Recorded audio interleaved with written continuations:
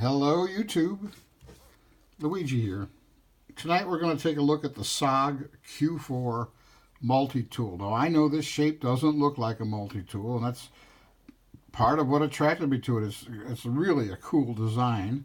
It doesn't look like a folded pair of pliers with all the tools stuffed in the sides of the handles.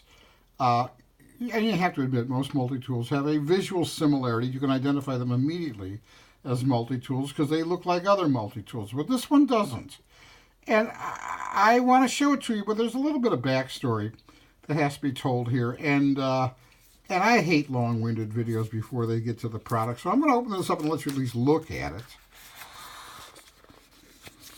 It comes with this 12-piece hex bit set. I don't know all that's here, but I have a feeling it's more than just Phillips and flat. There might be some Torx bits, etc. And they don't all come like this. You can buy just the tool without the bits. And here is, oops, let's see if we can pull this out of here without opening it. Here's the tool closed. Really, really interesting design. This is what attracted me to it. So I'm just going to hold this and give you the backstory. I have a great deal of admiration for, or even awe, for how ingeniously multi-tools are put together. All the things they put in there and fit them together, and it's pretty amazing. But the truth is, I don't see myself using many of those tools. I wouldn't use a tweezers or a toothpick or a wood saw with a 2 3/4 inch blade, or a cap lifter or a can opener, or a file.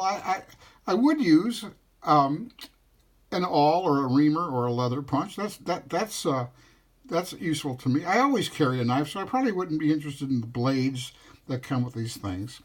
And this knife has an assortment of tools down at this end. They fold out and they lock, and it's the usual cap lifter file. It's the usual thing, really short blade. They lock. So I'm not going to spend a lot of time on those because that's not why I bought this. The tool I find myself needing the most when I'm away from my workbench is basically a driver, whether it's a Phillips or a flathead. As a matter of fact, at the 216 blade show, Kershaw introduced a knife called the Payload.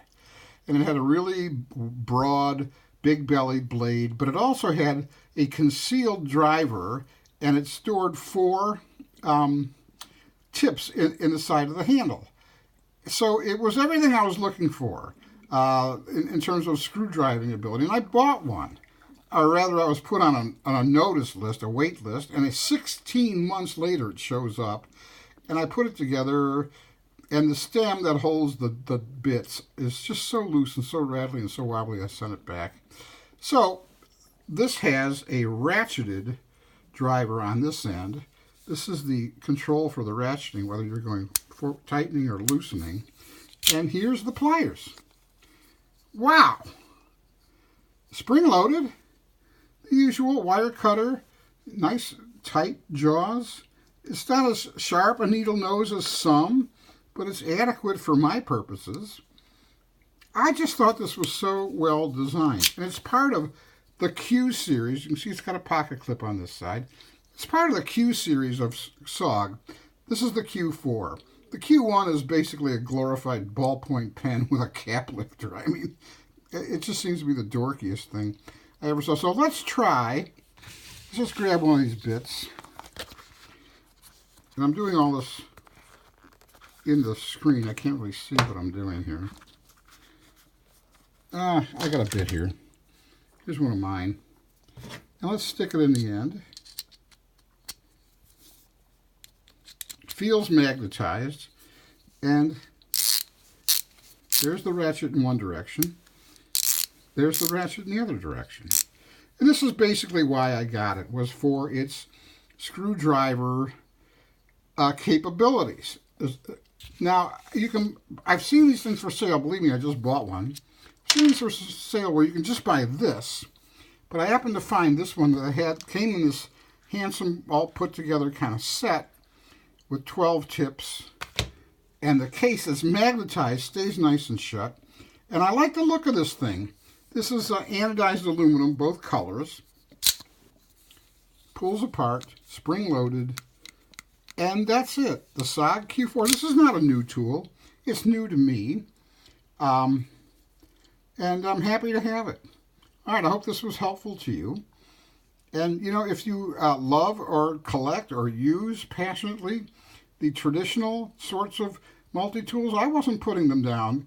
God bless you. I hope they serve you well. I'm just saying I don't see myself using a lot of them. It wasn't really for me. This more completely fills my needs of what I'm looking for a tool outside of, away from home, away from my bench in my shop.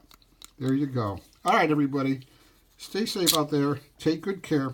God bless you. I love you all. Bye-bye.